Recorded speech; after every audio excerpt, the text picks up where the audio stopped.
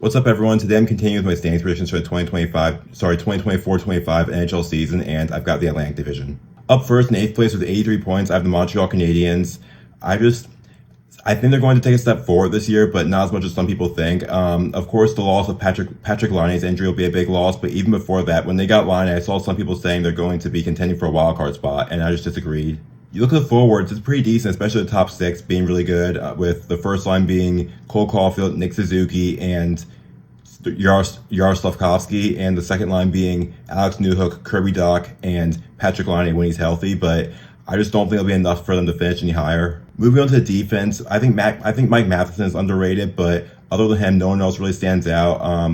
They do have Lane Hudson and Caden Gooley, who've got good potential, but they're still very young, and I just don't think they're going to be ready to have big roles yet. Then in the goaltending, I just don't really trust the tandem of Montembeault and Caden Primo in net. So I think Montreal will take a step forward this year. And I'm not being a hater. I think their future is one of the best in the NHL, but I just think they're a few years away, like another year or two away from being back in the wild card race.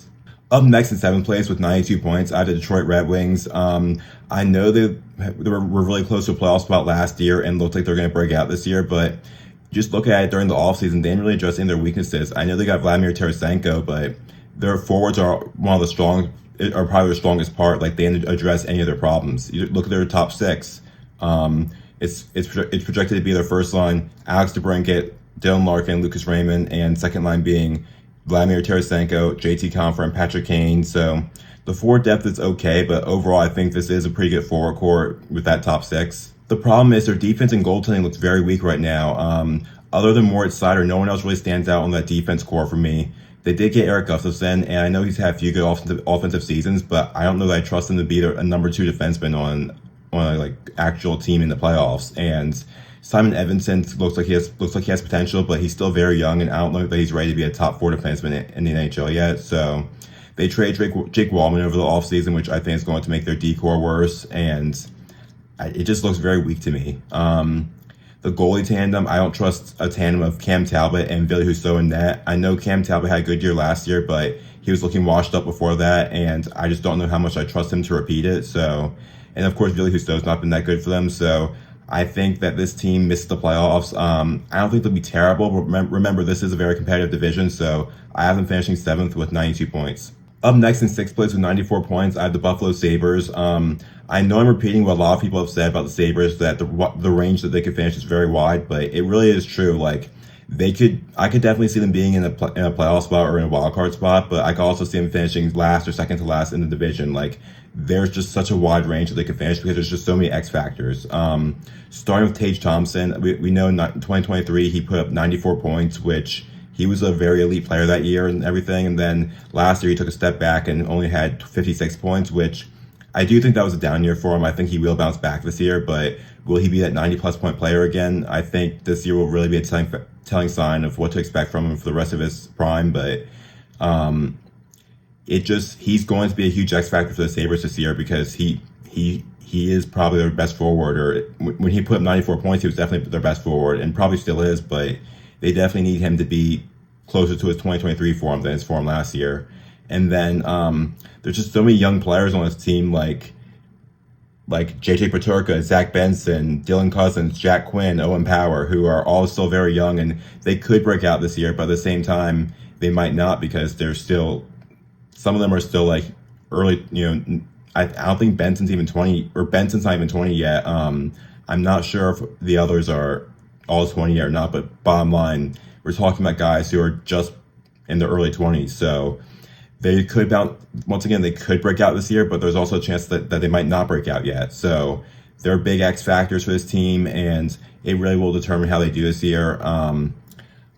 Another big X factor is Ukko-Pekka Luukkonen, who, as we know, in the second half of last season was one of the best goalies in the league, but we'll see this year, was that just a fluke, or is he a legit top 10 goalie in the league? Because if he does repeat what he did last year, or in the second half of last season, then he probably is a top 10 goalie in the league the Sabres have in net. But if he doesn't, if he goes back to just being kind of average or below average even, then the Sabres could really be in trouble in net unless Devin Levi breaks out this year. So just lots of X factors for his team. So if they all work out, then they could make the playoffs. But if they all really if they all really don't work out this year or don't break out this year, then I could definitely see them finishing last in the division. So it'll be really interesting to see how the Sabres do this year, but we'll just have to wait and see. Up next in 5th place with 97 points, I have the Ottawa Senators. Last year, I predicted the Sens to take a huge step forward and finish second in the Atlantic with 102 points, and obviously that didn't happen. And this year, I'm not going to predict them to take as big of a step forward, but I do think they'll definitely improve. You look at their forward core; it's just too good not to take a step take a step forward sooner or later. With or at least their top 6, with their first line being Brady Tkachuk, Tim Stützle, and Claude Giroux, and the second line being David Perron, Josh Norris, and Jake Batherson. And the bottom 6 was decent too. On defense, some notable guys they have are Jake Sanderson, Artem Zub, Thomas Chabot. I do think trading Jacob Chychrun for Nick Jensen will make the team worse a little bit, but Jensen should still be a good second pair guy, and I think a guy like Sanderson will take a step forward this year, so to make up for some of that. So I think the defense is decent for this team. I don't think it's great, but I don't think it's bad either. They definitely do have some good pieces there. And then goaltending was a huge problem for them last year, and they fixed it by getting a top 10 goalie in Linus Ullmark. So I think this team will definitely take a step forward. They're just too good not to, but after last year, how much of a bust it was last year, I'm not going to pick them to make the playoffs. I have them finished with 97 points, just outside a playoff spot. Moving on 4th place with 101 points and making the first wildcard spot, I have the Tampa Bay Lightning. They're looking at their forward core. Their first line is still very elite, with the projected line being Jake Gensel, Braden Point, and Nikita Kucherov. The second line is still good too, with Brandon Hagel, Anthony Cirelli, and Cam Atkinson. Jake Gensel will be a huge improvement over Stamkos, not a huge improvement, but he will be an improvement over Stamkos, who's been kind of regressing. So we don't really know what he's going to look like next few years. But Gensel's still in his prime, so I think that is, as much as I don't like how Tampa handled the Stamkos situation, I think it was a good roster move for them, or like replacing Stamkos with Gensel is a good roster move for them. The problem I have with this forward core, though, is the depth is pretty lacking aside from Nick Paul. On defense, no one really catches my attention except for Victor Hedman, and even he's been regressing a lot the past few years, especially defensively. JJ Moser might be able to take a step forward, but Ryan McDonagh's not what he used to be, and the rest of the D core is Chernak, Perbix, and Ratters. So as a whole, it's kind of shallow. And then goaltending, Vasilevsky, I think he will have a bounce back year and be to an extent, and be like a top 5 to 7 goalie in the league, but I do think his days as a top 3 goalie in the league are behind him. So I think Tampa's still a good team and will make the playoffs, but I don't think they're the super team or the elite contender that they were a few years ago. In 3rd place with 105 points, I have the Florida Panthers, the defending champs, and the reason I have them coming 3rd is because it's not uncommon for the defending champs to have a cup hangover in the first month of the season, and I think the same might happen in Florida, but I do think by the time the playoffs come, they will be back to being a legit contender and one of the top teams in the league. Looking at their forward core, it's still very elite, with the first line being Carter Verhaeghe, Alexander Barkov, and Sam Reinhart, and the second line being Evan Rodriguez, Sam Bennett, Matthew Tkachuk. Moving on to the bottom 6, the third line is projected to be Ito Luostarinen, Anton Lundell, and Maki Samoskevich. I'm probably mispronouncing that. And then the fourth line projected to be AJ Greer, Patrick Gillies, and Jesper Boquist. So their top 6 is one of the best in hockey, and their depth is pretty good too. The defense has its concerns, though, especially after losing guys like Brendan Montour and Oliver Ekman-Larsson, who were key parts in their playoff run last year. Now their projected D pairs are Gustav Forsling and Eric Ekblad, Nico Mikkola and Dmitry Kulikov, and Nate Schmidt and Adam Boquist. So the top pair is still very good, but the depth is concerning. It's looking kind of shallow. In net, though, Sergei Bobrovsky is one of the best goalies in the league. He is 36, but even if he starts to regress, I think he will still be a very good goalie. And then they have Spencer Knight, their backup, who's 23 years old, so there's a chance he could take a step forward. So I think this team is very elite still, except for the defense, but I just think they maybe start off on kind of a cup hangover, so that's why I have them finishing 3rd. But like I said, I think by the time the playoffs come, they will be back to being a very elite team and being a top contender.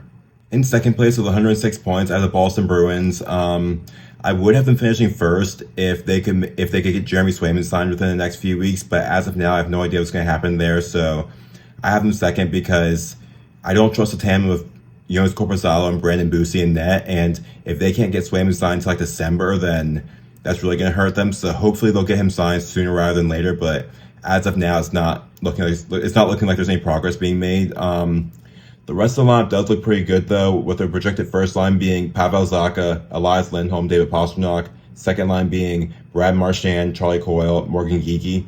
Third line being Trent Frederick, Matthew Patra, and Justin Brazeau. And fourth line being Max Jones, Jonathan Beecher, and Mark Kastelik. I wouldn't call his forward core elite, but it's still very good. David Pastrnak is obviously one of a top 10 player in the league, in my opinion. Elias Lindholm, even if he's not a true first-line center, then he's a very good second-line center, and playing with Pastrnak will probably elevate his play a lot, and then Pavel Zacha on the third line. As a third guy on that line, I think it's good. Moving on to the second line, Brad Marchand, no, he's not the player he was a few years ago, but he's still a very good two-way player. So him on the second line is still very good, and Charlie Coyle's also a very good second line center, and they have some solid depth too with guys like Matthew Patra and Trent Frederick in the bottom six. Moving on to defense, the strength of this team, they've got Charlie McAvoy, top 10 defenseman in the entire league, Nikita Zadorov, who's going to be a great addition to their blue line, and then Hampus Lindholm and Brandon Carlo. The second pair is amazing, and then their third pair is Mason Lohrei and Andrew Peak. So as a whole, their defense core is looking very elite and like one of the best D cores in the league. And then it's a huge D core. It's a huge defense core too. Like Zadorov is 6'5", Lindholm is 6'4", Carlo is 6'5", Lohrei is 6'4". Peak is 6'3", and McAvoy is 6 feet tall. So a 6 foot tall Charlie McAvoy, who's known to throw the body around, is technically the small guy on the Bruins defense core. So it's a huge defense core, and it's looking very elite. So yeah, I'm really high on this team's defense. Their offense is looking pretty good too, like I said, but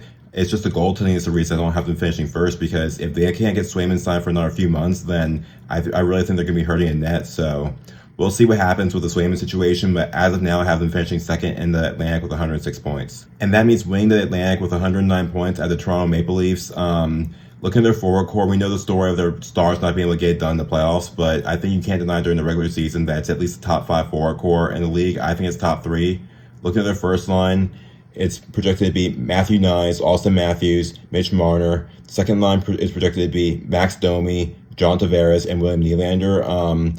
The bottom six is looking good too, with guys like Bobby McMahon, Pontus Holmberg, and Max Pacioretty projected to be on the third line. So I know Pacioretty, I talked about how he was a disappointment for the Caps, but I think him as a third liner will still be very good. The defense is looking solid too, with the projected pairs being Morgan Rielly, Chris Tanev, Oliver Ekman-Larsson, Jake McCabe, Simon Benoit, and Connor Timmins. I think Morgan Rielly is a little overrated. I think he's just an okay number one defenseman, or maybe like a low-end number one defenseman, but they did get the best, or one of the best defensive defensemen in the league in Chris Tanev over the offseason, and Oliver Ekman-Larsson and Jake McCabe will be a pretty good second pair too. I don't think it's an elite defense, but I think it is pretty decent, or pretty good looking. So I think it's better than it's been in previous years. So we'll see how it looks during the season. And then goaltending, I think Joseph Woll and what's his name, Anthony Stollart's can be a sneaky good tandem, because you look at their stats. Stollart's, he had a 925 save percentage and a 2.03 goals against average last year. So if he can put up similar numbers to that, then he's one of the best. Then this tandem could really be good. I know Stollart only played 27 games last year as a backup, but if he can just be 80% of the goalie he was last year, then that's a really good backup, or a really good backup, and at least a decent starter. So I think this goalie tandem can be good. The defense is looking good. The forward core is elite. So therefore, I have the Toronto Maple Leafs finishing first in the Atlantic. But yeah, those are my Atlantic Division standings predictions for the 2024-25 NHL season. Let me know your thoughts in the comments. Who do you think is too high? Who do you think is too low? Is there anyone I have in the playoffs who you think misses? Is there anyone I have out of the playoffs who you think makes it? Please let me know in the comments, and I'll see you in the next video.